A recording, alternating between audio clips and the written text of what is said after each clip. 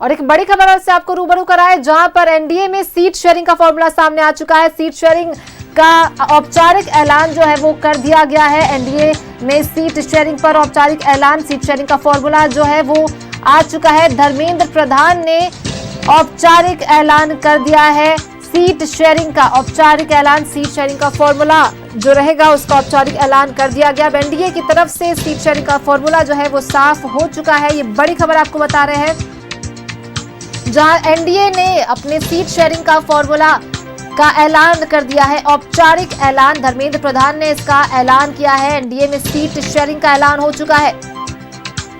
बड़ी खबर इस वक्त की आपको बता रहे हैं, जेडीयू को 101 सीट मिला है। ये बड़ी खबर आपको बता रहे हैं।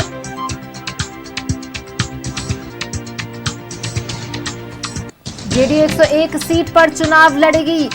वहीं एनडीए में सीट शेयरिंग का ऐलान कर दिया गया। ये बड़ी खबर आपको इस वक्त की बता रहे हैं।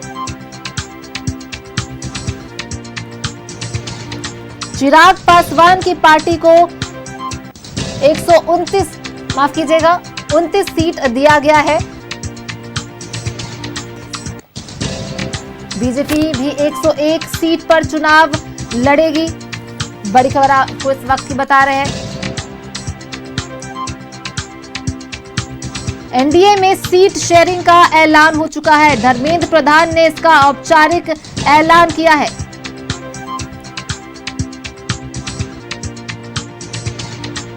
वहीं जीतन राम मांझी की पार्टी हमको 6 सीट पर चुनाव लड़ेगी। वहीं उपेंद्र कुशवाहा की पार्टी भी 6 सीट पर चुनाव लड़ेगी। ये औपचारिक ऐलान कर दिया गया है। बड़ी खबर इस वक्त की आपको बता रहे हैं, एनडीए में सीट शेयरिंग का ऐलान कर दिया गया है। धर्मेंद्र प्रधान ने इसका औपचारिक ऐलान किया है। यानी अब साफ है कि बिहार में कौन कितनी सीटों पर मैदान में उतरेगा। एनडीए ने अपना फॉर्मूला सार्वजनिक कर दिया है। बड़ी खबर इस वक्त की बता रहे हैं, जेडीयू 101 सीट पर चुनाव लड़ेगी। एनडीए में सीट शेयरिंग का ऐलान धर्मेंद्र प्रधान ने औपचारिक रूप से इसका ऐलान किया है। अब साफ है कि बिहार में कौन कितनी सीटों पर मैदान में उतरेगा। फोन लाइन पर सहयोगी अस्मित हमारे साथ जुड़ गए ज्यादा जानकारी के साथ। अस्मित, अब औपचारिक रूप से ऐलान कर दिया गया एनडीए की तरफ से, कौन कितनी सीटों पर लड़ने वाला है बिहार विधानसभा चुनाव में। बिल्कुल रिजित, भी देखिए इस समय की सबसे बड़ी खबर है ये, और बिहार के बीजेपी प्रभारी हैं विनोद तावड़े, उन्होंने औपचारिक घोषणा कर दी है और ये बताया है कि भाजपा 101 सीटों पर लड़ेगी, जेडीयू 101 सीटों पर लड़ेगी। लोजपा रामविलास, चिराग पासवान जो सबसे बड़े फैक्टर हो रहे थे और चिराग मानने से नाराजगी भी उनके सामने आ रही थी, लेकिन देखिए चिराग पासवान ने आखिरकार 29 सीटें ले ली हैं एनडीए के अंदर। रालोमो यानी कि उपेंद्र कुशवाहा की पार्टी 6 सीट पर चुनाव लड़ेगी और हम जीतन राम मांझी 6 सीट पर तैयार हो चुके हैं। और विनोद तावड़े ने ट्वीट करके ये कहा है कि एनडीए के सभी दलों के नेताओं और कार्यकर्ताओं ने इस निर्णय का हर्षपूर्वक स्वागत किया है और सभी साथी कमर कर चुके हैं। बिहार में एक बार फिर से एनडीए की सरकार बनाना तय हो गया है अब, और ये बिल्कुल औपचारिक घोषणा है। बहुत लंबे समय से इंतजार हो रहा था कि बिहार में एनडीए का स्वरूप क्या होने वाला है।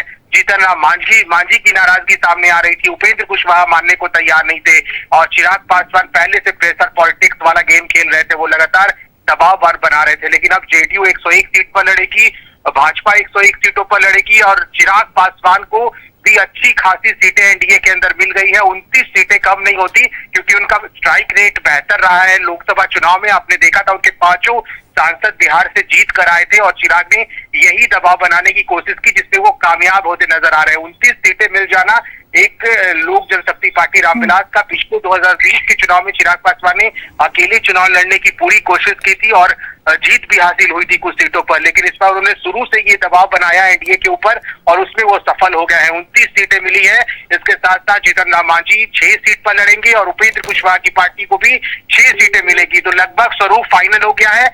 अब इंतजार है कि कौन से उम्मीदवार इन सभी क्षेत्रों में, जो क्षेत्र उनके खाते में आएगा, कौन से उम्मीदवारों की लिस्ट जारी होगी, उस पर निगाहें टिकी है। लेकिन अब औपचारिक घोषणा हो गया है। संजय झा हो, माफ कीजिएगा, संजय जायसवाल हो जो सांसद है, उन्होंने भी ट्वीट कर दिया है। इसके साथ साथ विनोद तावड़े जो बिहार के बीजेपी प्रभारी है, उन्होंने एक्स हैंडल पर ट्वीट कर इसकी औपचारिक घोषणा कर दी है।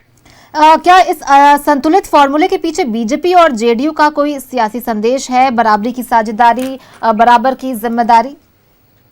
देखिए, दिलीप जायसवाल बिहार बीजेपी के प्रदेश अध्यक्ष ने पहले ही कहा था रिचितवी कि इस बार कोई ना तो बड़े भाई की भूमिका में रहेगा, ना ही कोई छोटे भाई की भूमिका रहेगा। हम सब एनडीए के मजबूत साथी हैं और जितनी सीटें हमें मिलेगी हम बेहतर चुनाव लड़ेंगे और इस बार फिर से नीतीश कुमार के नेतृत्व में एनडीए की सरकार बनाएंगे और वही देखने को ही मिल रहा है। इसके पहले हमें जानकारी मिल रही थी कि शायद बीजेपी 100 सीटों पर बिल्कुल अस्मित, चलिए